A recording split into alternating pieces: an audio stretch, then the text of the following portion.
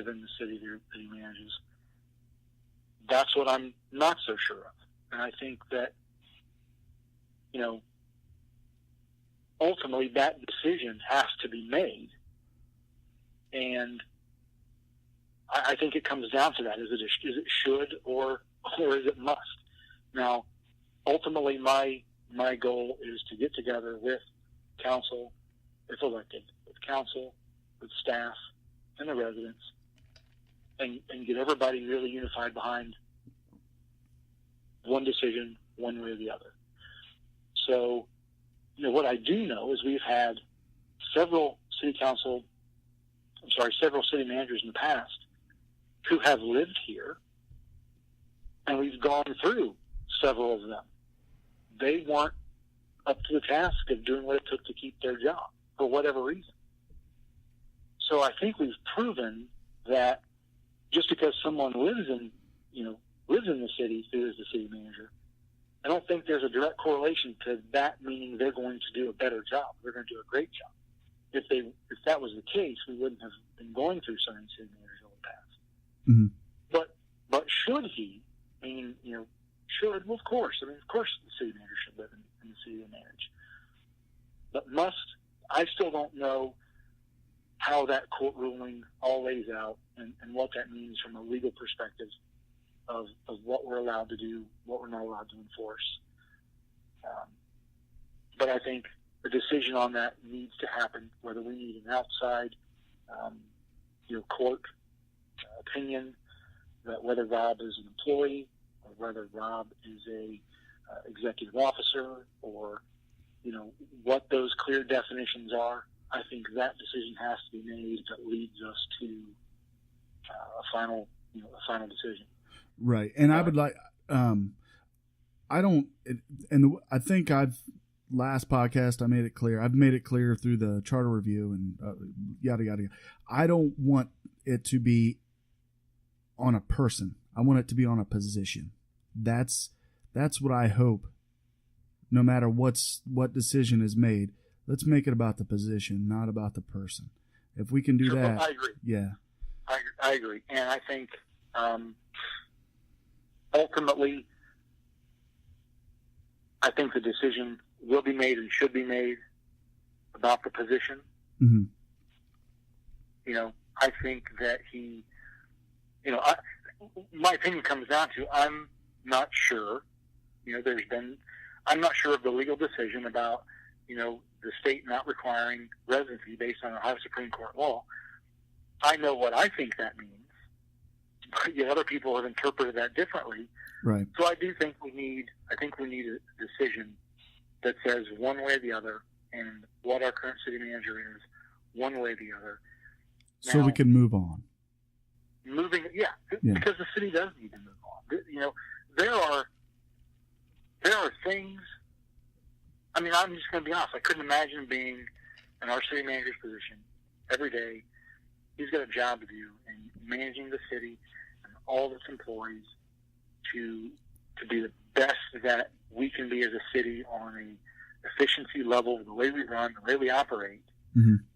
But every day he's worried about people kind of calling for his job. That's got to be just an unbelievably difficult position to be in. Exactly. So they owe to him. They owe to the people of the city. They owe to everybody to make a doggone decision and get it done. The problem is that decision is up to interpretation, and I guess we haven't got a final. Some people think we have a final interpretation of the Supreme Court law, and some people think we don't have a final interpretation of the Supreme Court law. So now moving forward, 100%, 110% moving forward, when we hire another city manager, if we put that into his contract and he or she and that person decides that moving to Heber Heights is worth the position of being a city manager and the pay that we're going to pay to be a city manager, they can then choose to accept the offer we make them and move to the city. And if they don't want to move to the city, well, then we have to look at somebody else. I am 110% in moving forward with that type of contract for any future city manager. Yep. I think in the situation we're in now, we've just got this. It's just a tough, controversial case that everybody has an opinion on. But ultimately, I'm not going to vote on that. You know, ultimately, my job and what I want to do is unify the council, unify staff, and unify city. That whatever the decision is moving forward, we're all okay with it, so we can move forward. Right. And the only thing I would add, and I don't want this is my opinion. This is no one else's opinion. This is mine. It should not reflect on Mr. Gore, Jeff, at all. If council always adheres to the charter, these issues will never come up. Never. And that's it. I don't disagree with that statement, Matt. So also something I had just watched was the settlement discussion about T-Mobile and the city. T-Mobile had, I guess, sued the city over a placement of a tower. Have you been following that as well? Yes, I have. So do you have an opinion on that? We had it briefly kind of brushed on it a little bit ago. Kind of we were talking about what I thought kind of the city was doing well, and I kind of gave them kudos for the votes they took. Right. But, yeah. Absolutely. I mean, I have been following it, and absolutely I have an opinion, and that is that the tower, in whatever capacity, whoever the people who are entering into the agreement, who are receiving the proceeds and the funds for that tower, in this case being the church, then they should be the ones who have the tower on their property to where it doesn't affect someone else's property rights or their use of their property. Right. I don't think the decision that the church made to put a tower up that infringed on the rights of their neighbors, I don't think that was a good decision for them to make. I think that could have been better thought out, especially since there's room on their property to put the tower where the fall zone doesn't affect anybody else but the church. And just to be clear to the listeners, it's the case of EcoSite LLC and T-Mobile. T-Mobile Central LLC versus City of Huber Heights. And then it's got a case number. It's on the website if you guys are interested to look at that. Sorry, go ahead, Jeff. I apologize. And I understand that there was, that one of the settlements made was to move the tower 20 feet. That was discussed at last night's special council meeting. And, all 20 feet is movement. It really doesn't, take away the full infringement that's happening to the property owners there next to the church. So, as a resident, you need to feel good and you need to feel comfortable and confident that when you have a problem, that you can go to your elected leaders, talk about it, discuss it, and know that they have your best interest in mind. Mm-hmm. And I understand that, the church could be in their best interest to have a tower there that they're receiving monthly proceeds from. But ultimately the decision is, in my mind, the problem is the church made a decision that's affecting the property rights of their neighbors. And I think this just comes down to right is right and wrong is wrong. And I'm glad to see that the city voted not to accept that settlement of the 20 feet. And now it will go back to a court case, and the judge will make that decision. Yeah. And then if the federal judge makes a decision that it can be built right where it's planned, then the city has done everything they can do. We've exhausted every avenue that we could have to make sure that our residents, our property owners' rights were fought for. I would agree to that, yeah. And if the judge comes back and says, you know what, I do understand the plight of these people and these residents, and I don't think that it's right to infringe upon their property rights, so yes, make them move it. Then that is a win for the city, that is a win for our residents, and it lets the people know that our council unified in a decision to help our residents. Mm-hmm. And I don't see how we can go wrong there. I don't see how we can go wrong there. A little bit ago, you brought up the aquatic center and the rows and things like that. Now, I don't know if you know, in 2015, I ran for city council. I came in dead last, but I tried anyway. One of the things that was the big topic was the TIF districts.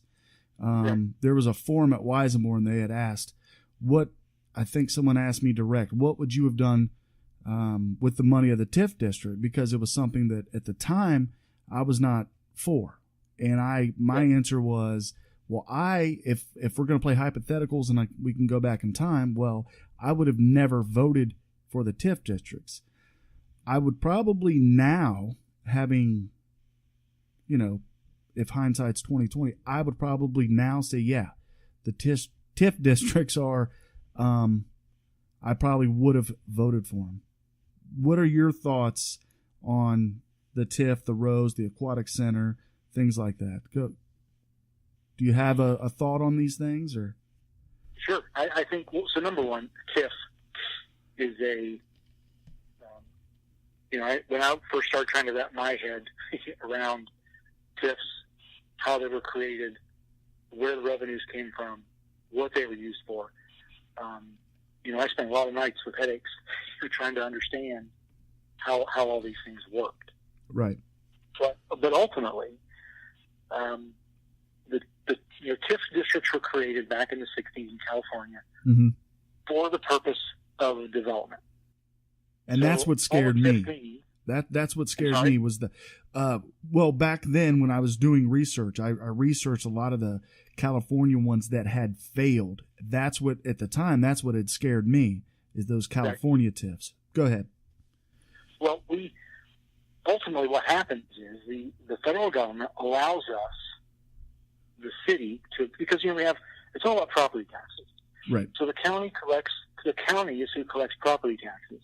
And then the county redistributes those property taxes to all the entities that get that money. The city gets their portion, the schools get their portion, and so that money gets divided up. But all the money comes from actual property taxes. So let's talk about carriage trails.